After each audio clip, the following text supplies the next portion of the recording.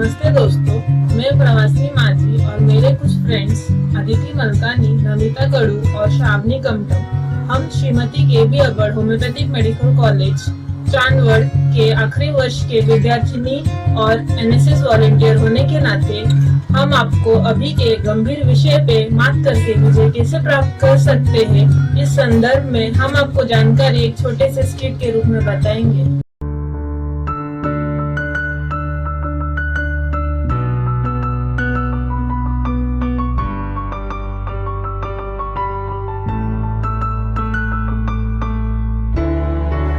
ये कहानी है मुंबई के एक छोटे से परिवार की, जहाँ 35 वर्ष की महिला कुछ जीवन आवश्यक वस्तु खरीदने बाजार गई थी।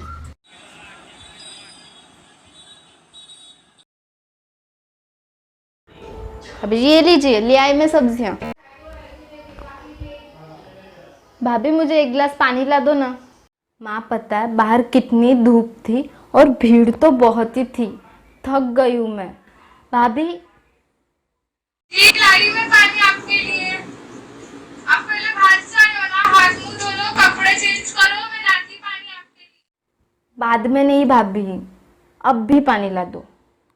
भाभी जी के बोलने के बाद भी उन्होंने सेहत का ध्यान नहीं रखा। पानी के लिए बेटा, बाहर बहुत भीड़ थी, क्या सामान लेते वक्त कुछ तकलीफ तो नहीं हुई ना?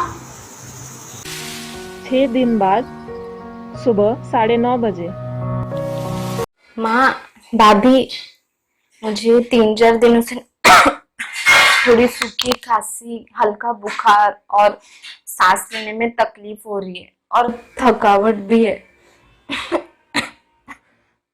बहू, बेटी को दवाखाना लेके जा। माँ मैं अकेली चली जाऊंगी, क्यों भाभी जी को तकलीफ? महिला डॉक्टर के पास जाती है। कहिए, आपको क्या तकलीफ हो रही है? मुझे वो 3-4 दिनों से सूखी खांसी, सांस लेने में तकलीफ और थकावट महसूस हो रही और बहुत बुखार भी है, और ये सब अभी 3-4 दिनों से ही शुरू। अच्छा, क्या गए 4-5 दिन में आपने कुछ ठंडा खाया पिया?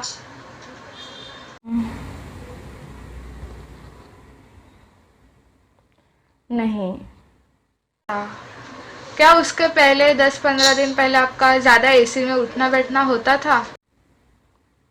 नहीं। पहले कभी हुई थी? नहीं जी, ऐसा पहली बार हुआ है मुझे। अच्छा, और कोई बीमारी आपको? नहीं। क्या आपके इलाके में किसी को इसी तरह की तकलीफ हो रही है?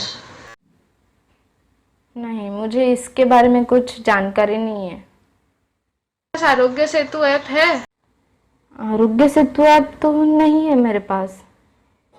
आरोग्य सेतु ऐप डाउनलोड करें। इससे ये समझता है कि आपके आसपास के इलाके में कोई इसी तरह के बीमारी से पीड़ित है या नहीं, और उस पे से जो जानकारी मिलती है उससे आप अपने खुद को और अपने परिवार को सुरक्षित रख सकते हो और ये बीमारी से पीड़ित होने का बचाव कर सकते हो। Okay doctor. पिछले 10-15 दिन में आपका कहीं बाहर निकलना हुआ था घर से?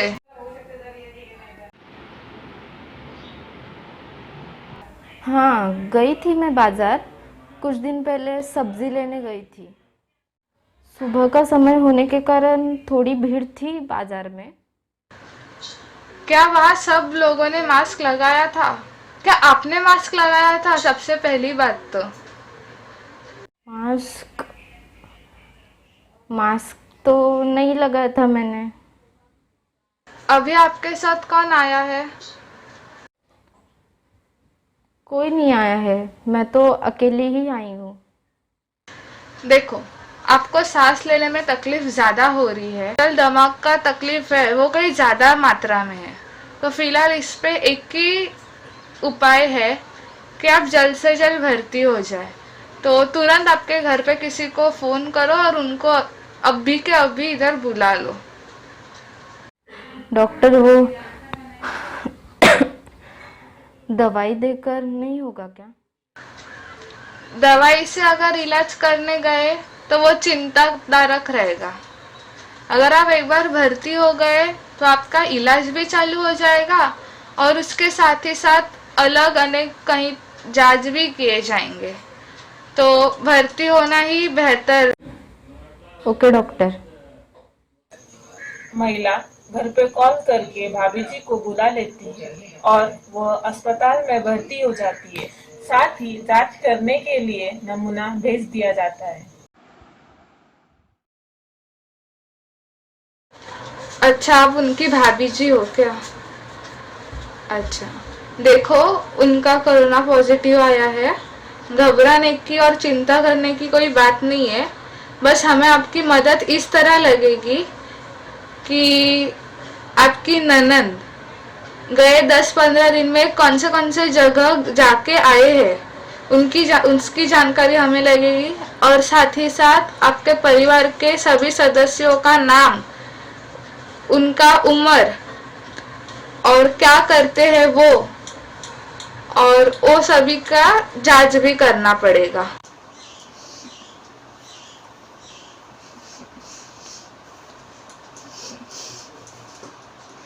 मैंने उनसे कहा था आते ही हाथ मुंह पाँव धो लो, कपड़े बदलो, ऐसा होता नहीं था, बट उन्होंने मेरी बात कहाँ मानी। पहली बात तो शांत हो जाओ। इस बीमारी को इतना घबराने जैसी कोई बात नहीं है। बहुत से पीड़ित लोग इस बीमारी से ठीक हुए हैं।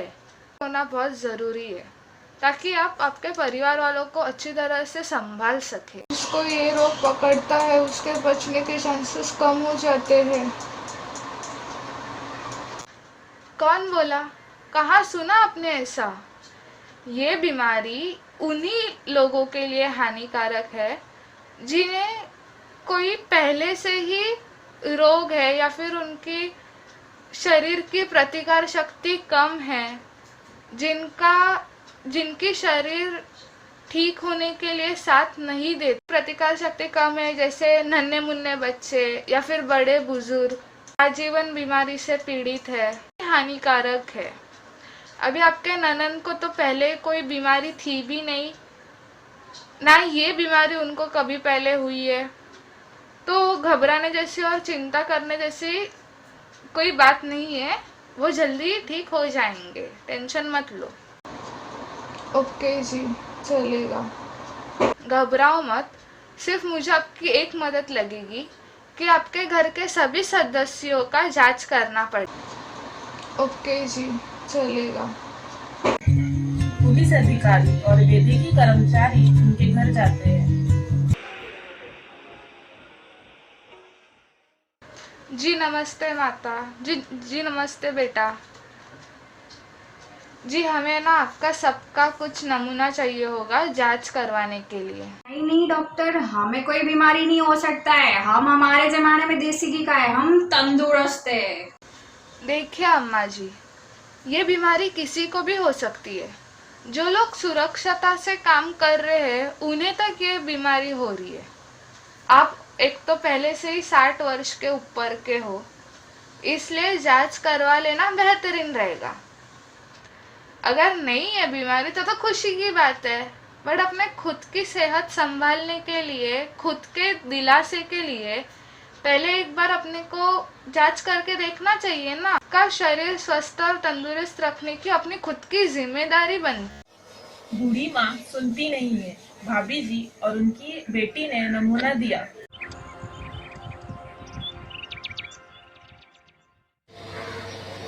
भाभी जी और उनकी 20 वर्ष की लड़की का रिपोर्ट नेगेटिव आता है।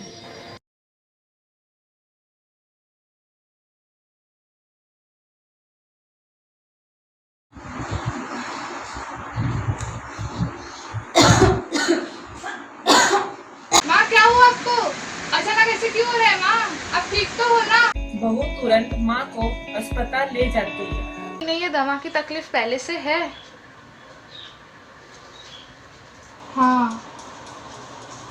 हाँ, करीब 20 साल से है उन्हें दमा की तकलीफ। इसके साथ और कोई बीमारी इनको पहले से है? मधुमेह। मधुमेह कब से? मधुमेह तो फिलहाल अभी कुछ किमान 10 या 11 साल हुए होंगे। देखते हैं, अब उनका नमूना लिया गया है, वो जांच के लिए आगे भेजा है, उसके साथ ही इनको भर्ती करके इनके ऊपर इलाज चालू कर दिया गया है।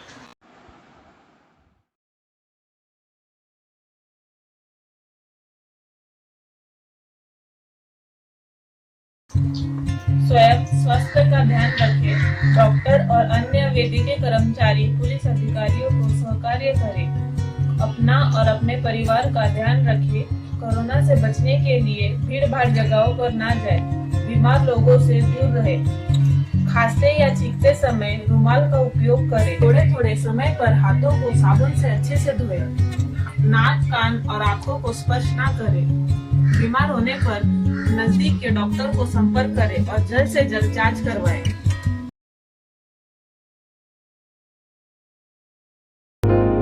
फिर से सड़कों पे सब नाचेंगे, पटरी पे पहिए भागेंगे, गूंजेंगे खेलों के मैदान,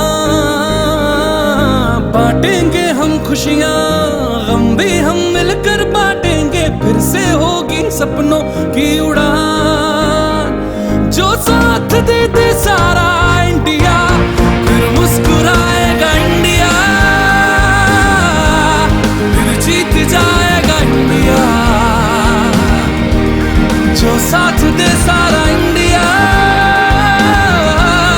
फिर मुस्कुराएगा इंडिया। जो साथ दे सारा